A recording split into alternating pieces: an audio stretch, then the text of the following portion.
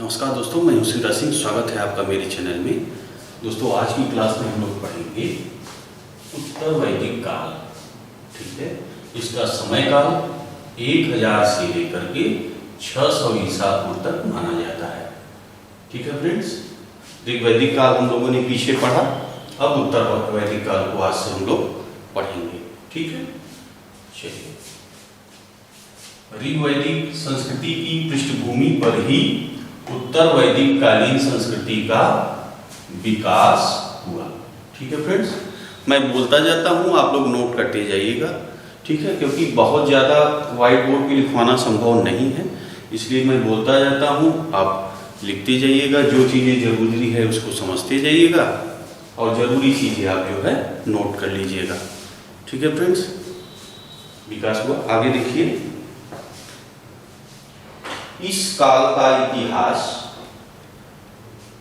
हमें ऋग्वेद के आधार पर ही विकसित संहिता ग्रंथ ब्राह्मण, आरण्यक तथा उपनिषदों से ज्ञात होता है।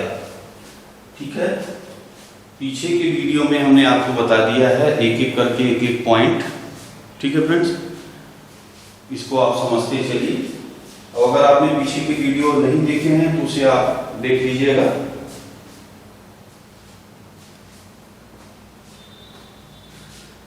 जिनका समय लगभग ईसा पूर्व 1000 से 600 तक माना जाता है। संहिताओं में सामवेद, यजुर्वेद तथा अथर्ववेद के नाम से उल्लेखनीय है। संहिताओं के बाद ब्राह्मण, आरण्यक तथा उपनिषदों का विकास होता है। ब्राह्मण गद्य साहित्य से सर्वप्राचीन ग्रंथ है, जिनमें कर्मकांडों के महत्व को अनेक गाथाओं द्वारा स्पष्ट करने की चेष्टा की गई है। ब्राह्मण ग्रंथों की रचना संहिताओं की व्याख्या करने के लिए सरल गद्य में की गई है। ब्राह्मणों के अंतिम भाग आरण्यक है, जिसमें दार्शनिक एवं रहस्यात्मक विषयों का वर्णन किया गया है। संभवतः इनके अध्ययन के लिए अरण्य, जंगल इसका मतलब है, जैसे एकांत स्थानों की आवश्यकता होती है। इसी कारण इसे आरण्य कहा गया है। आरण्यकों में ऐतरेय, कौशिकी तथा तैत्तिरीय प्रमुख हैं। आरण्यकों के बाद के ग्रंथ उपनिषद हैं, जिसकी भाषा लौकिक संस्कृत से मिलती जुलती है।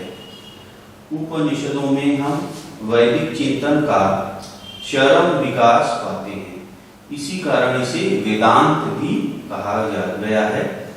इनका प्रमुख विषय आत्मविद्या है। इन ग्रंथों की रचना गंगा घाटी में हुई थी। इसी समय तथा क्षेत्र में विभिन्न पुरास्थलों पर की गई खुदाइयों से चित्रित तथा भूरे रंग के मृद्भान प्राप्त हुए। इन्हें चित्रित धूसर मृद्भान या पेंटेड ग्रेवियर कहा जाता है। ठीक है फ्रेंड्स, यहाँ मैंने लिखा है, ध्यान दीजिए, चित्रित धूसर मृद्भान, तो इसको आप नोट करते रहिएगा। दोस्तों, मैंने पीछे के वीडियो में आपको उपनिषद है, आरण्यक है, सूत्र है, तो ये सब चीज़ें मैंने आपको पीछे ही बता दिया है, तो इसके लिए मैंने सरसरी तौर पे आपको ये मैंने बोल दिया। ठीक है, अगर आपने नहीं देखा है तो पीछे के सारे वीडियो आप उपनिषद इत्यादि देख डालिए, क्योंकि एग्जाम की दृष्टि सारी चीज़ें महत्वपूर्ण हैं। कई बार कई तरह के क्वेश्चन जो है इससे काफ़ी क्वेश्चन आते हैं। ठीक है, देखिए पहला पॉइंट, उत्तर वैदिक काल के अध्ययन के लिए चित्रित धूसर विद्वान। ठीक है, अभी मैंने बताया आपको पेंटेड ग्रेवियर और लोहे के उपकरण महत्वपूर्ण साक्ष्य हैं। ठीक है, हस्तिनापुर, अतरंगी खेड़ा, आलमगीरपुर, नोह आदि प्रमुख उत्खनन स्थल हैं, यहाँ से मिले हुए हैं। ये सभी कुरु पंचाल के अंतर्गत आते हैं, जहाँ उत्तर वैदिक आर्यों का मुख्य कार्य क्षेत्र रहा।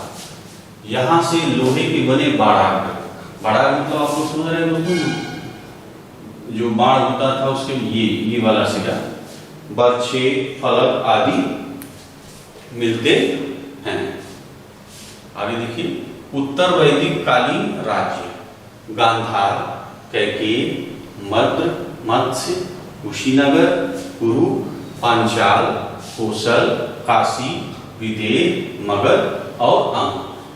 अभी हम लोगों ने पिछले वीडियो में पढ़ा था कि पंचजन थे, ठीक है। पंचजन थे जो अनु, दु, तुर्वस, कृवि, पुरु तथा भरत, ठीक है। ये पीछे की वीडियो हम लोगों ने पढ़ा था। तो वो उत्तर वैदिक काल आते आते ये सारे पंचजन जो है वो खत्म हो गए, समाप्त हो गए। उनका स्थान जो है बड़े राज्यों ने ले लिया, ठीक है। और कुछ जो है आपके जन जो थे वो मिल गए। जैसे उदाहरण के रूप में आप देखिए, भरत और कुरु मिलकर एक होकर क्या हो गए, कुरु, ठीक। भरत और कुरु, भरत और कुरु, ठीक है। तो वो कुरु मिल गए। तो इस तरह जो है बड़े राज्यों का विकास हुआ। आगे देखिए, 800 ईस्वी के आसपास गंगा यमुना दोआब में अतरंगी खेड़ा से लौह उपकरण के साक्ष्य मिले। यहाँ से पहली बार कृषि से संबंधित लौह उपकरण प्राप्त हुए। उत्तर वैदिक ग्रंथ ऋग्वेद, यजुर्वेद में लोहे के लिए श्याम अयस एवं कृष्ण अयस का शब्द का प्रयोग हुआ है, ठीक है फ्रेंड्स। पहले हथियार का निर्माण हुआ, फिर पहले लोहे का से क्या उपयोग हुआ, हथियार बनाया गया। उसके बाद आगे चल करके जो है लोहे से खेती की चीजें, हल इत्यादि बनाए जाने लगे, ठीक। आगे देखिए, ऋग्वैदिक संस्कृति की पृष्ठभूमि पर ही ऋग्वैदिक उत्तर वैदिक कालीन संस्कृति का विकास हुआ, ठीक है। ये तो आपको बता ही दिया हूं मैं। आगे देखिए, उत्तर वैदिक काल का विस्तार, ठीक है। उत्तर वैदिक काल में आर्यों ने दोआब क्षेत्र में प्रसार किया। जब लोहे के उपकरण बनने लगे तो गंगा यमुना दोआब क्षेत्र को साफ करना अधिक सुगम हो गया। वैदिक सभ्यता का प्रसार जितना उत्साही राजकुमारों के प्रयास से हुआ, उतना ही पुरोहितों द्वारा अग्नि को नए प्रदेश में प्रवेश कराने तथा जंगलों को साफ करने के कारण हुआ, ठीक है फ्रेंड्स। आगे देखिए,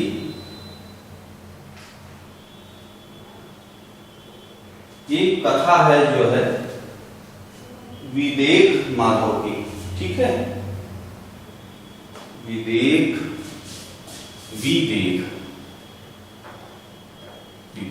माधव का एक उल्लेख मिलता है, उसी विस्तार का जो है पता लगता है। जैसे देखिए, कथा क्या है, ये सतपथ ब्राह्मण में है, वर्णित है। इसमें विदेह माधव जो सरस्वती नदी के तट पर निवास करते थे, ठीक है, ने वैश्वानर अग्नि को मुख में धारण किया था। घृत का नाम लेते ही वह अग्नि मुख से निकलकर पृथ्वी पर आ गया और नदियों को जलाता हुआ पूर्व की ओर बढ़ गया। विदेह माधव तथा उसके पुरोहित जो थे गौतम रघुवर ने उसका अनुगमन किया, उसके पीछा किया, उनके पीछे चले, किंतु उत्तरगिरी हिमालय से बहने वाली सदानीरा नदी की को और नहीं जला सका, ठीक है। विदेह माधव द्वारा अपने निवास स्थान के लिए विषय में पूछे जाने पर अग्नि ने उसे सदानीरा के पूरब की ओर रहने का आदेश दिया। यह नदी ही कोसल तथा विदेह राज्यों की आज भी मर्यादा बनी हुई है। यह कथानक ऐतिहासिक दृश्य अत्यंत महत्वपूर्ण है। इससे स्पष्ट होता है कि सरस्वती नदी अर्थात पश्चिम से ही वैदिक सभ्यता पूर्व की ओर प्रसारित हुई थी। ठीक है फ्रेंड्स, इतना समझ में आया?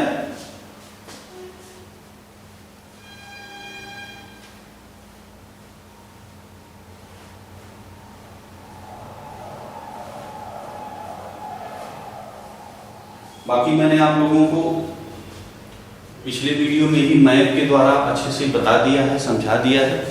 पीछे की वीडियो आप लोग एक तरफ से एक तरफ जरूर देखिएगा, जिससे कि कोई प्रॉब्लम नहीं आए। आज मैंने थंबनेल पर भी एक जो है मैप बना रखा है, उसमें लगा दिया है, जिससे कि आप लोग अच्छे से समझ जाएं कि कौन सा राज्य कहाँ है, किस कंडीशन पे है। ठीक है, तो आप थंबनेल भी अच्छे से ध्यान से देख लीजिएगा। चलिए आगे चलिए।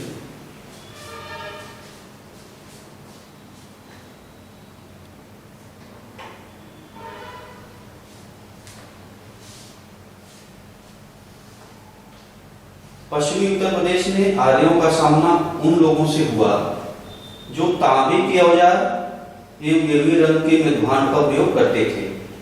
पूर्वी उत्तर प्रदेश एवं उत्तरी बिहार में उनका सामना ऐसे लोगों से हुआ जो तांबे के औजार तथा काले एवं लाल मृदभांडों का प्रयोग करते थे। विस्तार के दूसरे दौर में वे इसलिए सफल हुए कि उनके पास लोहे के हथियार एवं अश्व चलित रथ थे।